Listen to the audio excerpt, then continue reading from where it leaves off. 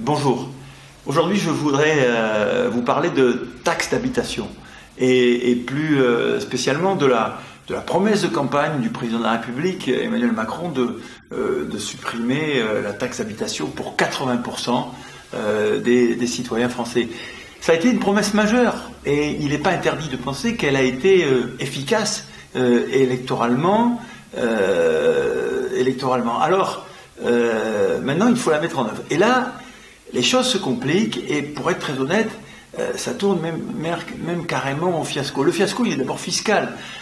Tous les Français qui suivent un peu l'actualité, ils ont vu donc la double ligne politique qui d'ailleurs s'est affrontée entre celle du Premier ministre qui privilégiait la réduction des déficits et qui disait bon, cette réforme de la taxe d'habitation, on la repousse à 2022, et de l'autre côté, en finale, l'arbitrage du président de la République qui a dit mais non, c'est une promesse majeure, on va donc la faire dès 2018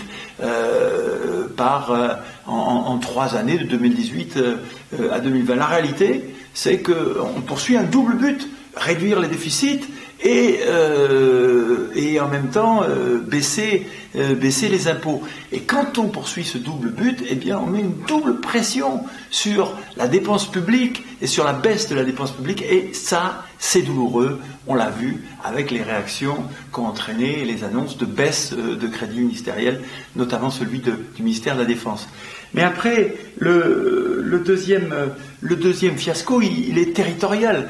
Les nerfs des élus sont déjà à vif, les relations entre les élus et l'administration centrale sont tendues, on sort de 3 années de dotation, l'administration est de plus en plus tatillonne, notamment dans certains domaines, la prévention des risques.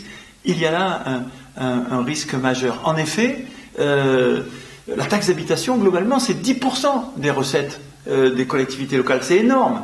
Et ces 10% de recettes, les élus ont peur pour ces 10%. Ils ont peur d'abord que la compensation ne soit pas intégrale, et ils ont raison. Il y a par le passé beaucoup d'exemples de compensation qui se sont érodés dans le temps, et ils ont ensuite peur d'une perte d'autonomie fiscale.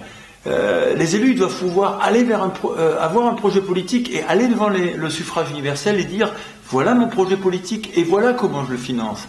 Et c'est cette peur d'autonomie qui rend les élus au mieux extrêmement nerveux et au pire vent debout aujourd'hui. Enfin, le fiasco, il risque d'être politique et juridique. En effet, je souhaite bien du bonheur à ceux qui vont définir la frontière entre les 20% taxés et les 80% exonérés. Et je pense que les 20% de chanceux à qui on dira « vous allez payer la taxe d'habitation », ils sauront trouver le chemin du Conseil constitutionnel et ils plaideront sans doute avec efficacité la double rupture par rapport à des principes inscrits dans la Déclaration des droits de l'homme de 1789, la rupture par rapport au principe d'égalité devant l'impôt, la rupture devant le principe d'égalité dans la prise en charge de la dépense publique. Alors que faire ?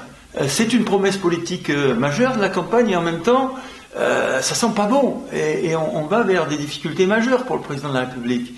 Je lui conseillerais très modestement de revenir à la sagesse des anciens et de se rappeler que errare humanum est, mais perseverare diabolicum est, l'erreur est humaine, mais de persévérer est diabolique.